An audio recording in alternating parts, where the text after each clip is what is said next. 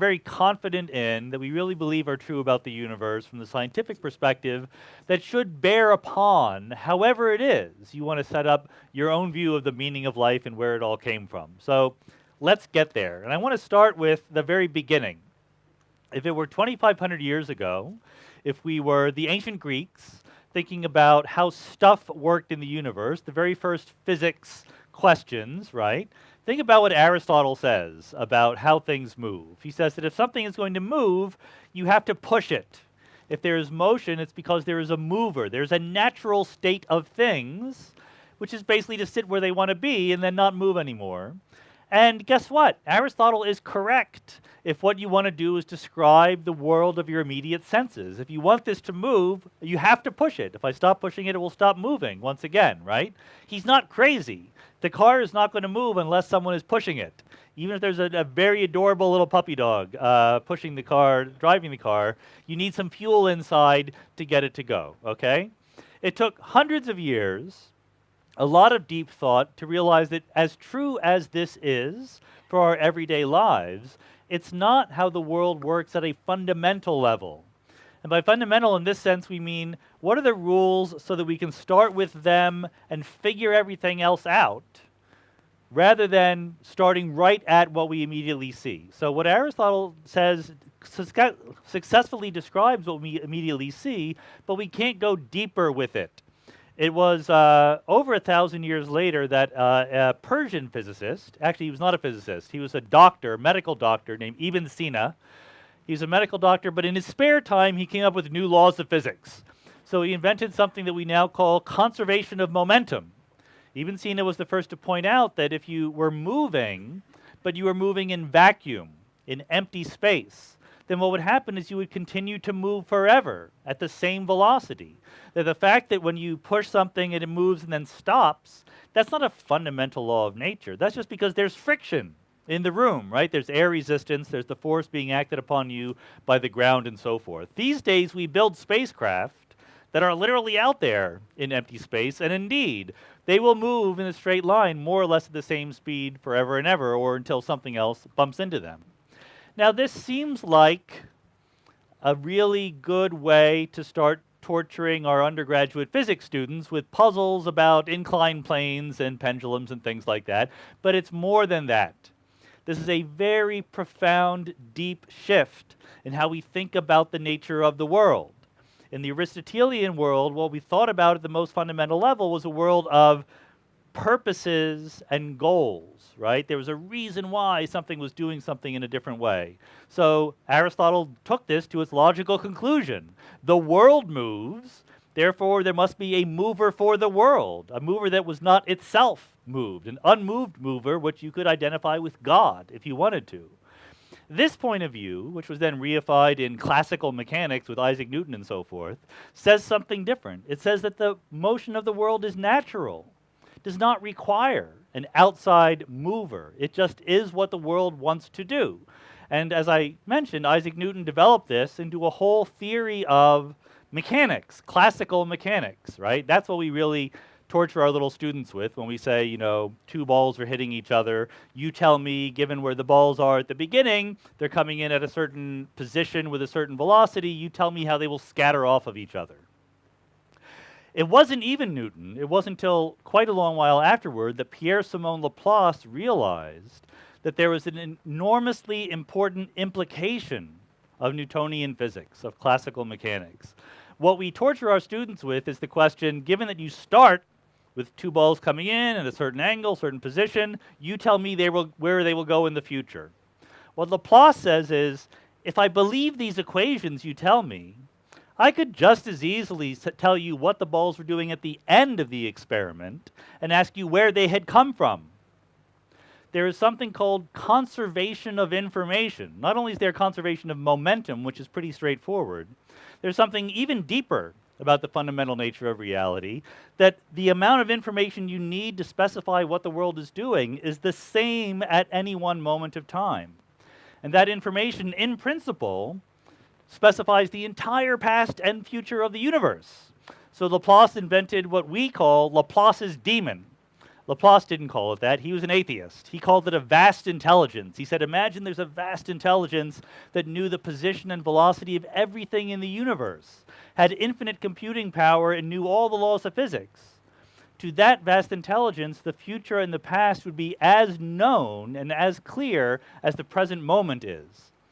So what this does is, once and for all, removes the vocabulary of causes and purposes and goals from the fundamental laws of physics. The fundamental laws of physics in this view are ones of patterns. If this is happening at one moment, here's what will happen at the next moment, here's what was happening at the last moment. Why is it that way? That's not a question you're supposed to ask, right? That's not part of the fundamental laws of physics, that's just what they are. Now, of course, this paradigm set up by Isaac Newton, we know better than Isaac Newton now, right? We have quantum mechanics, we have relativity and so forth, but it's the same basic kind of idea. These days we have what is called the standard model of particle physics. Here's the standard model of particle physics in one short slide. This is the cartoon that you may have seen of an atom, okay? So there's a nucleus with protons and neutrons. Around the protons and neutrons there are electrons, and the electrons are held to the nucleus by electromagnetism. Inside the protons and neutrons, there are quarks that are held together with gluons, and the spillover from that gluon force holds the protons and neutrons together.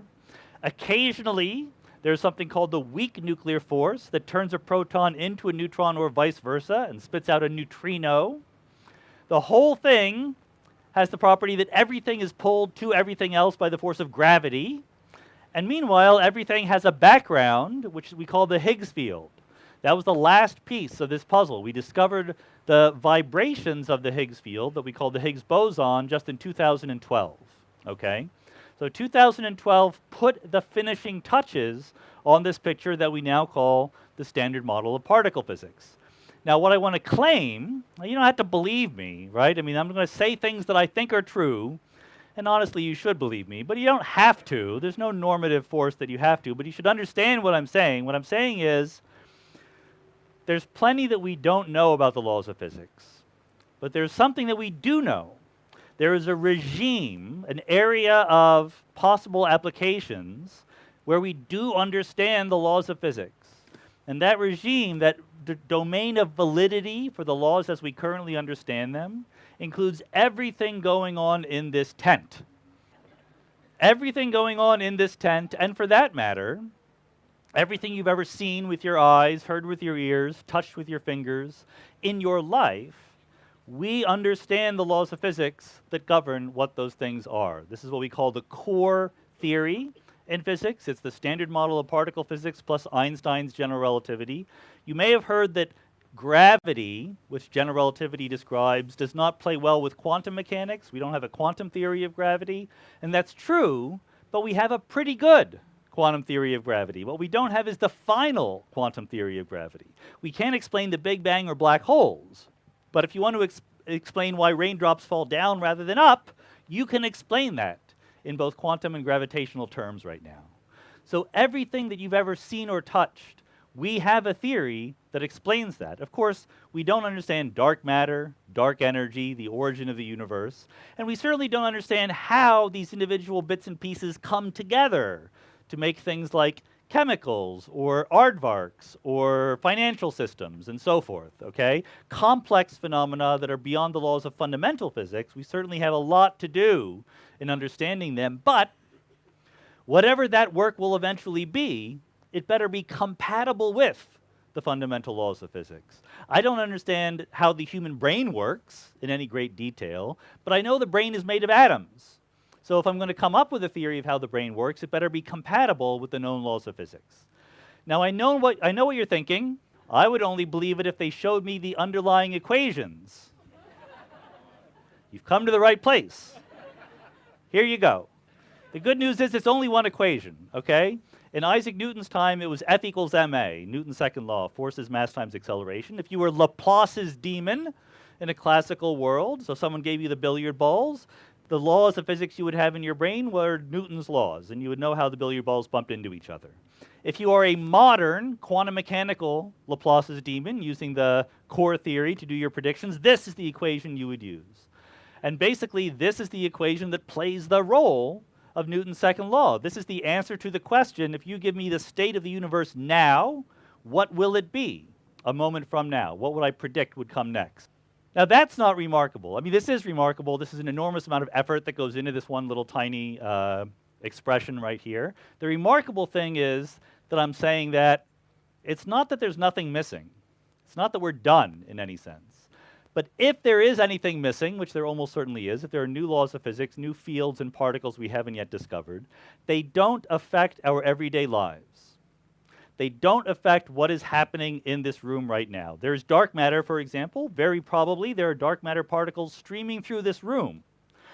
When I say very probably, that's because these dark matter particles must be very, very hard to detect. Otherwise, we would have detected them by now. We've been looking for them.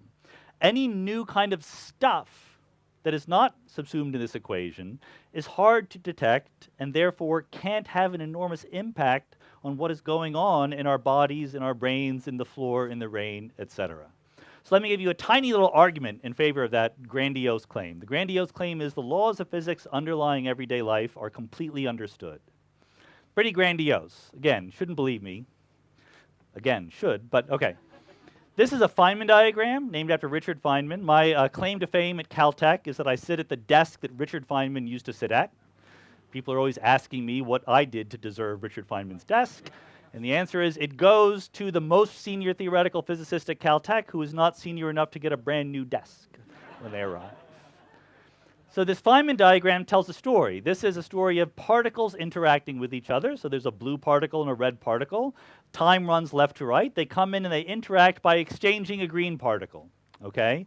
But it's not just a fun story, it's a number.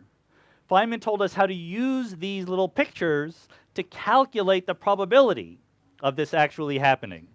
This is the subject called quantum field theory, and Feynman diagrams tell us how to calculate things in quantum field theory. And quantum field theory, which is the underlying superstructure for everything we know about the fundamental laws of physics right now, comes with a remarkable implication, a symmetry if you want. It's called crossing symmetry, and it says if you calculate this diagram, if you figure out how likely it is that the red particle and the blue particle interact with each other, then you can rotate the diagram 90 degrees, clockwise if you want, and get a new diagram that is just as strong, just as likely to happen, okay? So if this is a blue particle and red particle scattering off of each other, this is two blue particles coming in, annihilating and converting into red particles. So let's imagine that the blue particle is a particle in your brain, an electron. You have electrons in your brain. We can notice their effects, right? And the red particle is something new, something we haven't detected, something that's not part of the standard model of particle physics, but someone hypothesizes that it's crucially important for consciousness, for example, right? A consciousness particle, a consciousness fermion. Well, you can say, look, either you violate all the rules of quantum field theory, which is kind of a big deal and no one has any evidence for and no one has any reason to believe that's true, or I can make your new particle. All I have to do is take electrons and smash them together and watch what comes out. That's the implication of crossing symmetry. That there's any new particle or field or anything that can possibly have an influence on the stuff that you and I are made out of, we can look for it by producing it, by smashing old particles together. And the good news is, smashing particles together is particle physicists' favorite leisure time activity. This is what we do for a living. That's how we found the Higgs boson, by smashing protons together and looking to see what comes out. We haven't seen anything beyond the standard model yet. That doesn't mean there isn't stuff beyond the standard model. It means that whatever there is, it interacts with our stuff so weakly that it's almost impossible to create, which means that it's just not there interacting with us in the environment. Otherwise, we would see it very easily. So that means that we know what you and I are made out of, and we know the rules that the stuff that you and I are made out of obey, okay? In this equation that I showed you, you don't see things like meaning and purpose and goals or anything like that. So how could they possibly exist? And the answer is something called emergence, right? The fundamental laws of physics give you a way of talking about the world. This is where the word poetry comes in the title of the talk. but they're not the only way of talking about the world, right? That's a way of talking about the world at the level of microscopic fundamental physics, which is a good way, but there's all these other ways that appear, that they emerge when we choose to look at the world in different ways. So just because I know that the podium is made of atoms doesn't mean the podium doesn't exist, right? It's a different way of talking. I'm allowed to speak a language of human scale reality in which I have people and podiums and television sets, etc. It emerges from the underlying reality. Now, if all I want to do is describe what happens in the human scale world, then I'm still doing science. There's still sort of the scientific method to figure out what are the right way to talk about things. And in fact, you can be Aristotle. You can understand why it takes effort to push a car at this level. But you can also talk about meaning and purpose and so forth, but not in a scientific way. The description of what happens in the world does not involve words like that. We invent words like that and choose to talk about the universe in this way. This is one of my favorite pictures. Here's one of the things that is nowhere to be found in the core theory, the difference between the past and the future, okay? Here you see coffee and cream mixing into each other. We've all seen things like this before. You know that if this were, in fact, 3 different moments of time, this would be early, middle, and late. You can mix coffee and cream together. You can't unmix them. This is the second law of thermodynamics. It's part of that emergent macroscopic description. It's because there are relatively few ways to organize the atoms and molecules on the left, and many, many ways they can be all mixed together. So the difference between the past and future is nowhere to be found.